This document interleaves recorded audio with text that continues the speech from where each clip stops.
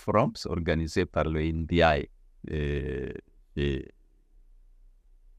participé à des débats intéressants sur la démocratie américaine, sur les primaires, sur la communication politique, sur le rôle des réseaux sociaux.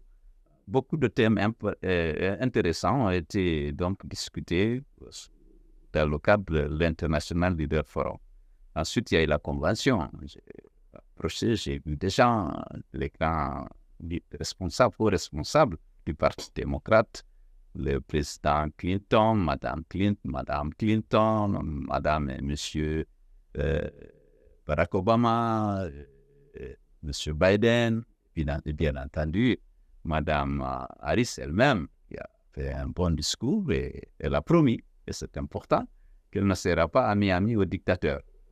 J'espère que ce sera le cas parce que je déplore un peu la faiblesse du soutien que la communauté internationale, notamment les Occidentaux, apporte à la promotion de la démocratie et de l'état de droit. Et donc, j'étais vraiment rassuré par l'engagement très fort de Mme Kamala Harris de ne pas être amie avec les régimes autoritaires.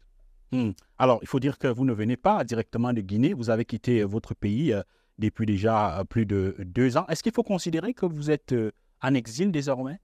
Oui, un repli peut-être stratégique en attendant de pouvoir entrer dans mon pays en raison d'un certain nombre de contraintes que vous connaissez sans doute. J'ai préféré rester à l'extérieur pour pouvoir continuer le combat.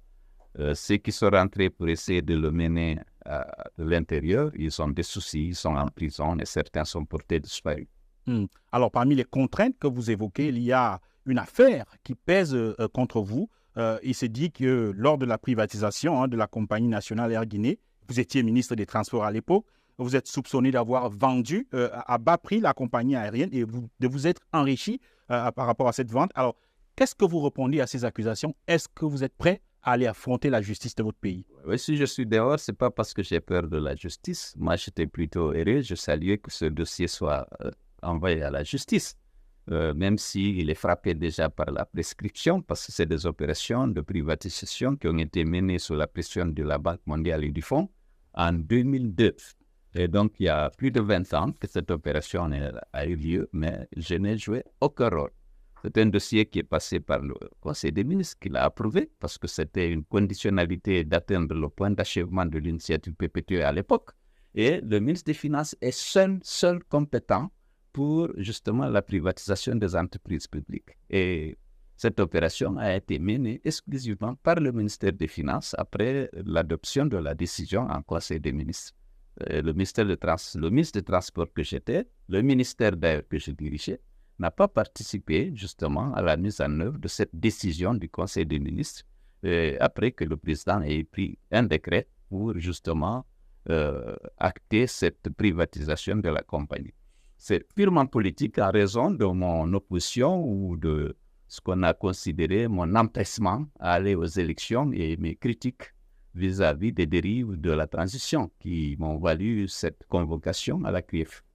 Alors, disons que vous avez combattu l'ancien président Alpha Condé, notamment sa volonté de briguer un 3e mandat. Alors, lorsque les militaires le renversent, comment est-ce que vous réagissez? Vous êtes soulagé ou alors vous dites en tant que démocrate, vous condamnez ce putsch? Écoutez, j'étais alors à certains égards soulagé. Mais j'étais rassuré par le discours délivré par la junte à la prise du pouvoir. Parce que s'est engagé résolument à mettre fin à l'instrumentalisation de la justice et au piétinement des droits et libertés des citoyens et au dysfonctionnement des institutions. Elle s'est engagée résolument à organiser très rapidement des élections et à remettre le pouvoir à celui que le peuple aurait choisi. Donc, j'ai été un avocat du coup d'État. Je considérais que M. Alpha Condé, en modifiant la Constitution à quelques mois de la fin de son dernier mandat, avait fait aussi un coup d'État au regard de l'accord additionnel sur la démocratie et la bonne gouvernance, qui fait partie de la charte de la CEDEAO. Et donc, je considérais que le coup d'État était un premier pas vers le retour à l'ordre constitutionnel qui était déjà rompu pour moi. Et donc, j'ai demandé à la communauté internationale, j'ai demandé à tous mes interlocuteurs aux Nations Unies, à l'Union européenne, au niveau des États africains, d'accompagner les jeunes militaires dans leur engagement, dans la mise en œuvre de leur engagement de restituer le pouvoir aux civils en organisant des élections inclusives, libres et transparentes. À partir de quel moment vous constatez que les militaires ne vont pas tenir leur engagement? Bon, écoutez, d'abord parce que très rapidement, on a senti qu'ils voulaient rester aussi longtemps que possible. Le premier conflit est né de la durée de la transition. Non, compte tenu de notre expérience des élections, ma coalition, moi-même et d'autres, comme le RPG, l'UFR de Sidya Touré, on a estimé qu'ils avaient besoin de 15 mois, 15 ou 16 mois. Ils ont dit qu'ils en avaient besoin de 39. On a trouvé que c'était trop. Mais par la suite, ils ont élaboré un chronogramme qu'ils ont cherché à vendre à la CEDEAO qui disait que c'est 24 mois. Mais lorsque vous regardiez les actions à mener avant d'aboutir aux élections, vous saviez que c'était un marché de dupes. Parce qu'il était impossible de mener les 10 actions en 24 mois et d'organiser des élections. Ils ont dit qu'il faut un recensement de la population et de l'habitat, recensement général. Il fallait ce qu'ils ont appelé le RAVEC, recensement administratif à vocation d'état civil. Et tout cela, techniquement, est difficile à réaliser, alors qu'on avait besoin juste de réviser le fichier, ce qui demandait 5 mois. Or, le recensement général de la population ou le recensement administratif à vocation d'état civil demanderait 3 ans. Donc, à partir de là, on a compris qu'ils cherchent des prétextes pour ne pas être au rendez-vous de fin décembre 2024. Et c'est ce qui est arrivé dès janvier. Ils ont avoué qu'ils sont dans l'incapacité d'organiser les élections. Et on a senti effectivement qu'ils veulent rester aussi longtemps que possible et que, bon, le retour à l'ordre constitutionnel était reporté sine die, puisqu'ils disent que ce n'est ni en 2024 ni en 2025. Mais ce n'est pas fini. Et alors que la junte avait juré qu'aucun membre du CNRD, aucun membre du CNT, aucun membre du gouvernement ne participerait à ces élections, et maintenant, ils viennent de nous sortir, après 3 ans, pratiquement, un avant-projet de constitution où ils sont autorisés à se présenter. Ils n'ont pas reconduit les dispositions de la charte qu'ils ont élaborées eux-mêmes et qui interdisaient toute candidature aux membres des responsables de la transition. Maintenant, ils veulent ouvrir ça et donc il y a là, voilà maintenant un motif, une raison de croire qu'ils veulent confisquer le pouvoir. Alors, il y a donc cet avant-projet de constitution qui est en train de se préparer. D'ailleurs, la junte sollicite les forces vives pour contribuer. Est-ce que vous voulez contribuer à ce projet? Bon, dans ma coalition, on a écrit, on a adressé au CNT un courrier pour exprimer notre surprise de voir que ces dispositions relatives à l'interdiction des responsables de la transition de participer aux élections volontairement omises. Là-bas, on a dit que c'était impossible. D'autant plus que le président de la transition a maintes fois répété ni moi, ni les membres du CNT, ni les membres du CNRD, et moins encore les membres du gouvernement, ne seraient candidats à quoi que ce soit lors des élections conduisant au retour à l'ordre constitutionnel.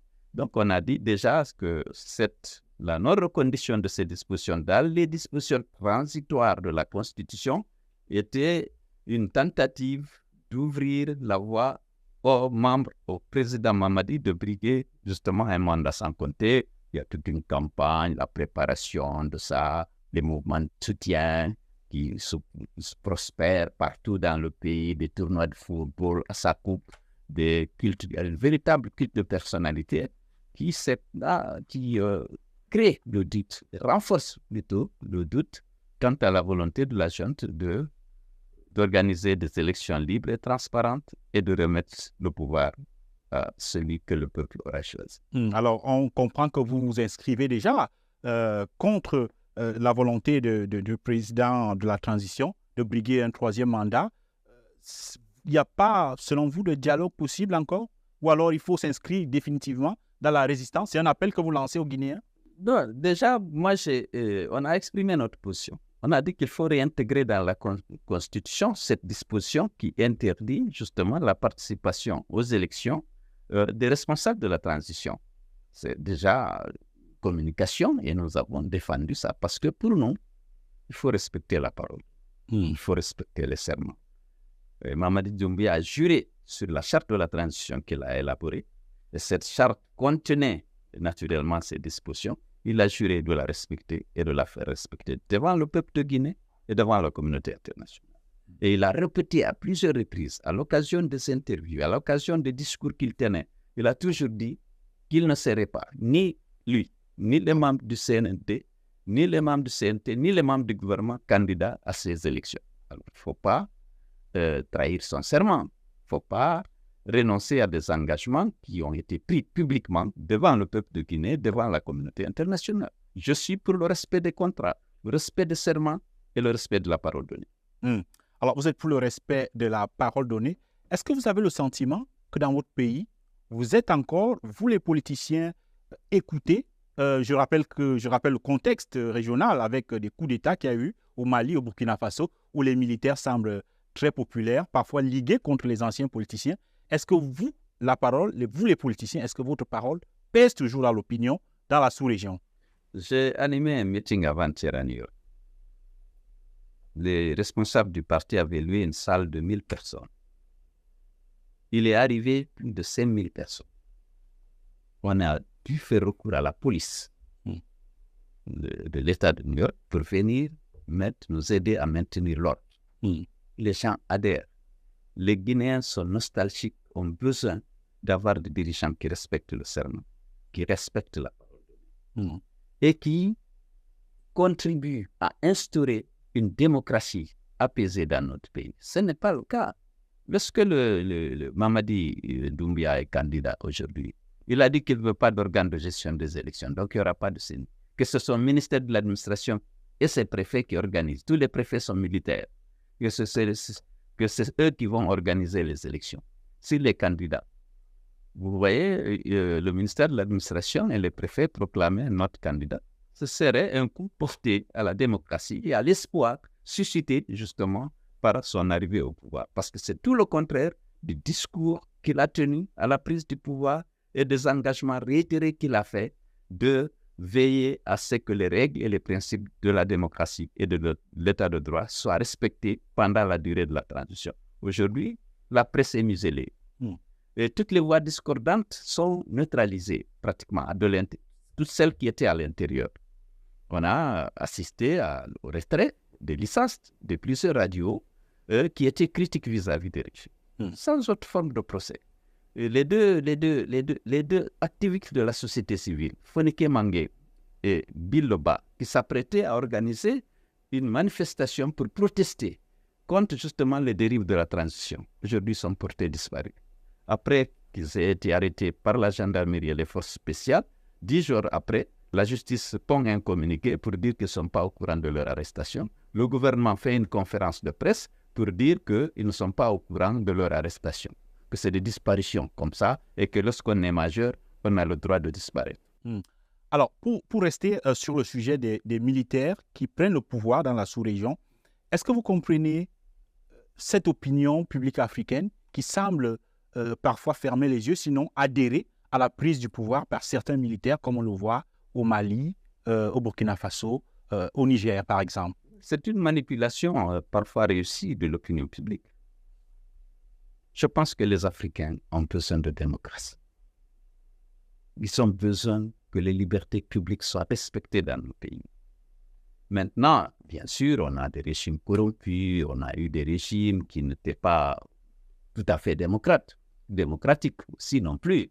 Mais ce n'est pas les militaires qui prennent le pouvoir par les armes et qui veulent conserver le pouvoir par les armes qui feront la solution. Il faut se battre pour que le peuple exerce son droit de choisir ses dirigeants au niveau local, au niveau législatif et au niveau de l'exécutif. C'est ça.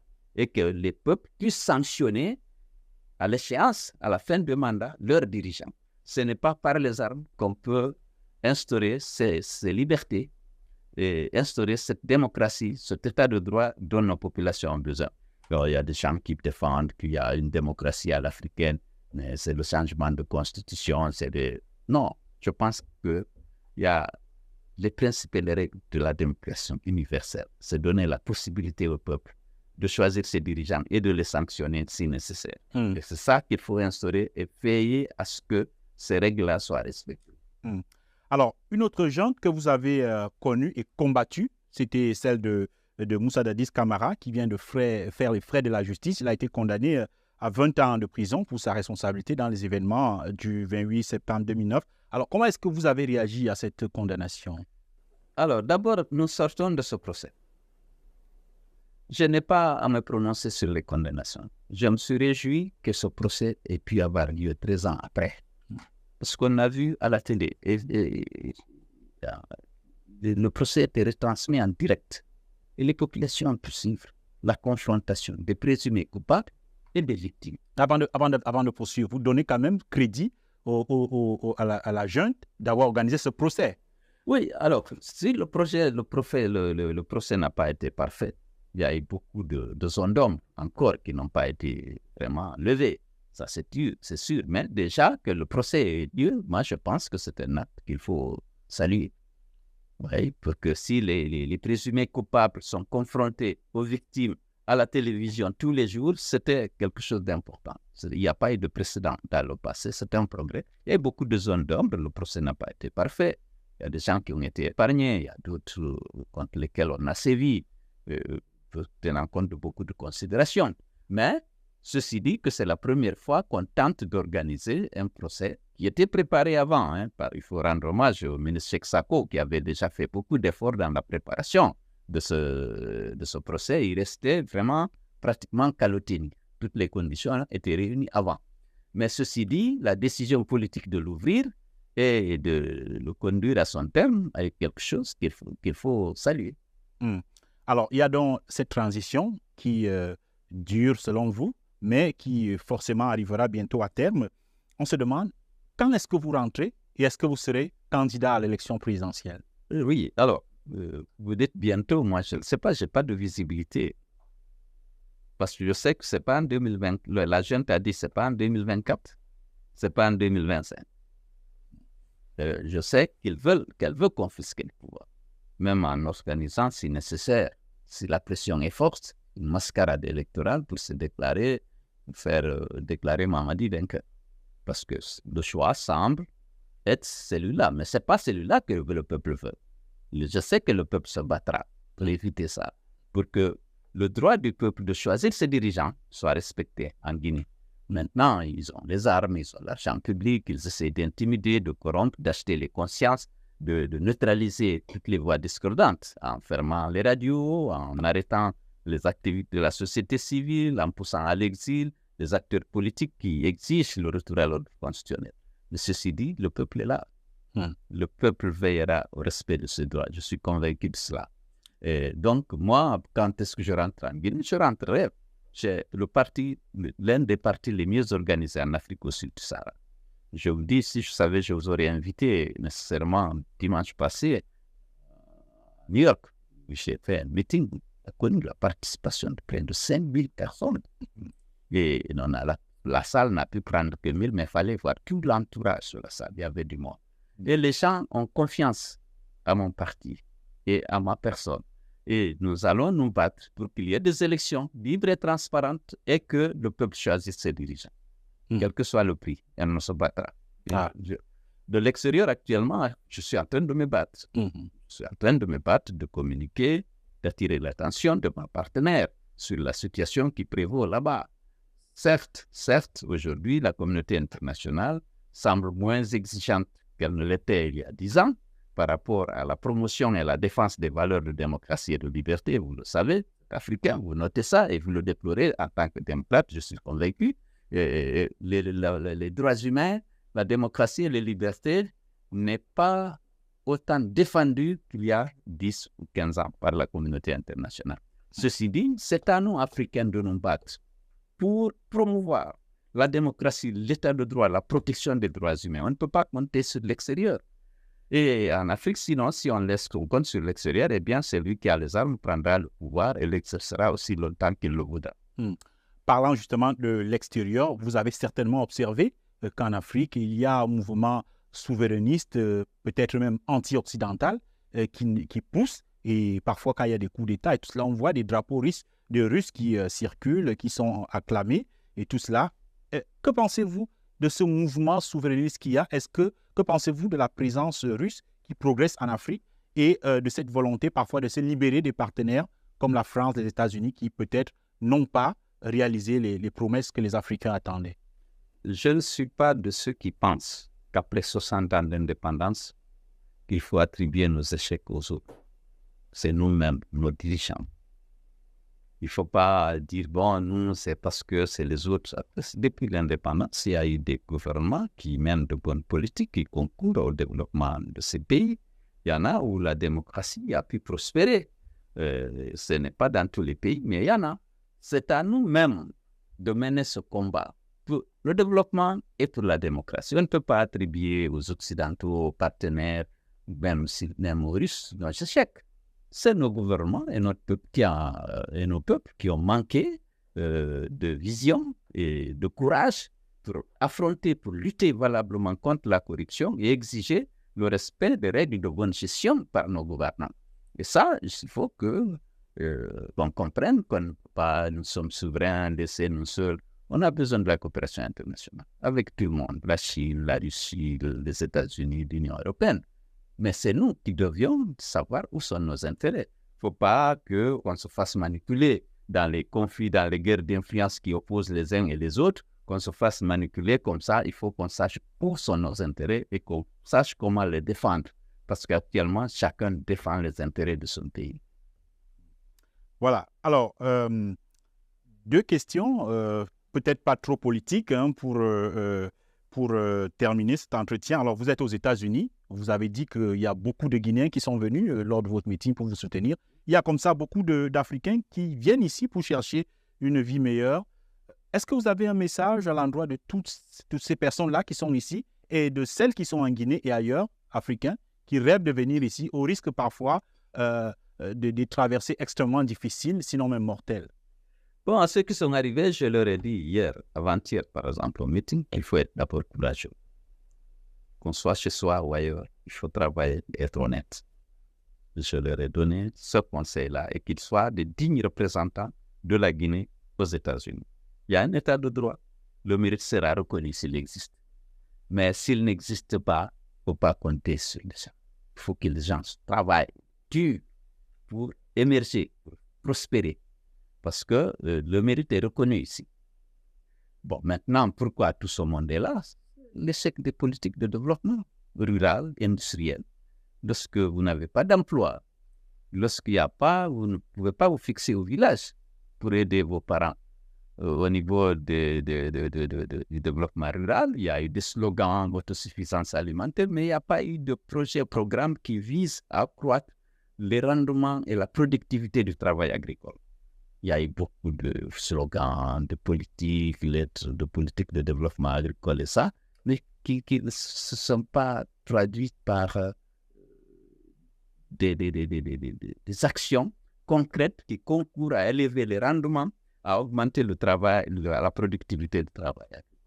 Dans le cadre de ces échecs, vous parlez d'échecs, est-ce que quelque part, pour la Guinée, vous ne vous sentez pas un peu responsable? Vous avez été Premier ministre, vous avez été membre du gouvernement pendant très longtemps. Oui, j'ai été Premier ministre 15 ou 16 mois. Ce n'était pas suffisant. Et je ne suis pas... En Afrique, le pouvoir appartient au président de la République. Je ne veux pas me dédouaner. J'ai dû donner des conseils et essayer d'infléchir certaines pratiques, éliminer certaines pratiques, et tout le monde le reconnaît.